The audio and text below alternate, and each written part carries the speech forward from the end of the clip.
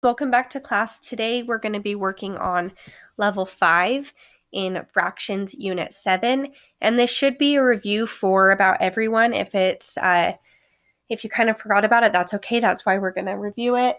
It is converting mixed numbers to improper fractions. So we're going to go ahead and get started.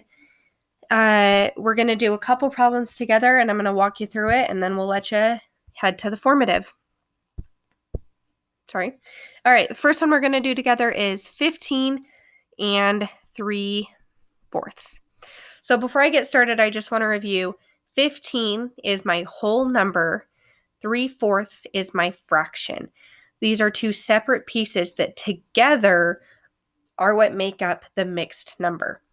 Now I need to use both of those pieces to convert it into an improper fraction, which means I'm going to have a new fraction over here where the numerator or the top number is going to be a bigger number than the denominator or the bottom number. So let's get started.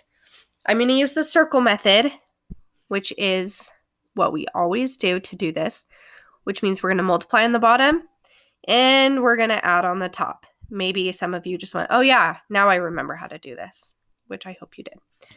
So we need to start here with our 4 and multiply it with our 15. The denominator times times the whole number.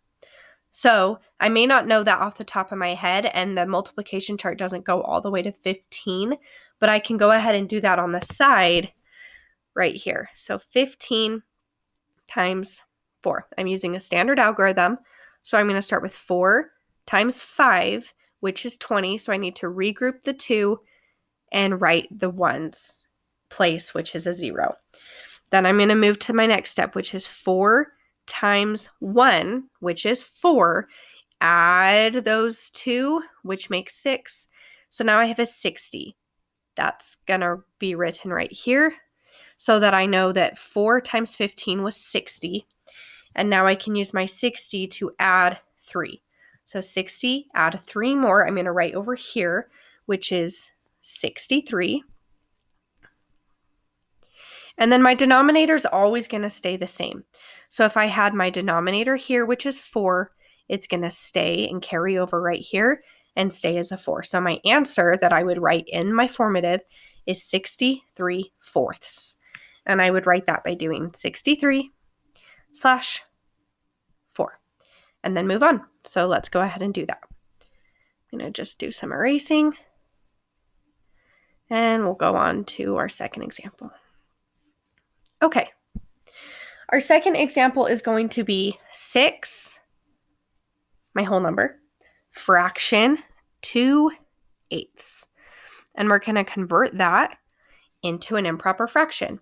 Starting with the circle method, multiply on the bottom,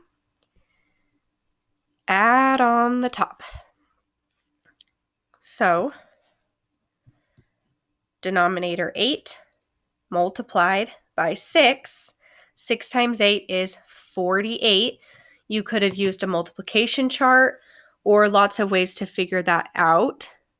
Maybe you have it memorized like I do. But 48, I write it here so that I don't forget. And this helps that if I need to go back and check my work, I can see what each step I took. So I can see if I did this multiplication wrong, I know because I have it written here. But I didn't. This is right. So 48 plus 2 more. I'm going to write the answer here. 48 plus 2, 49, 50. I write here. Over the denominator stays the same. My denominator right here is 8. So it carries over here. And here would be my answer. 50/8. Sounds kind of funny, but that's what we get. All right, I'm going to erase this, and then we'll do the last example together and move on. Okay, the last one we're going to do, the numbers are a little bigger. We're going to do 20 and 3/5, and we need to convert that into an improper fraction. Same thing. Start by multiplying on the bottom and addition on the top. Okay, here we go. 5 times 20. We may know this off the top of our head. We may not. We could skip count. We could use the standard algorithm. There's lots of strategies to figure this out. I'm going to use the standard algorithm right over here on the side and just solve it like I did on the first one. This is multiplication. I'm going to start multiplying the 5 and the 0 because it's the ones place. 5 times 0 is 0. And then go to the tens. 5 times 2 is 10. And my answer is 100 for the first step. So I'm going to write a 100 here. And now I can move on. 100 plus 3 more. Answer over here.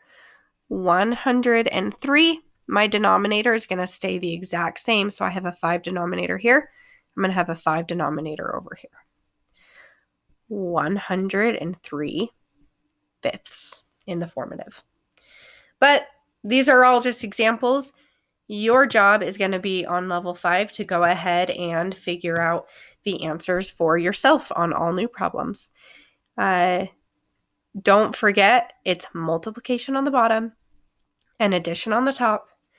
And check your work. Some of you may add when you're supposed to multiply or multiply when you're supposed to add. So just work slowly and do your best. Good luck. Thanks, guys.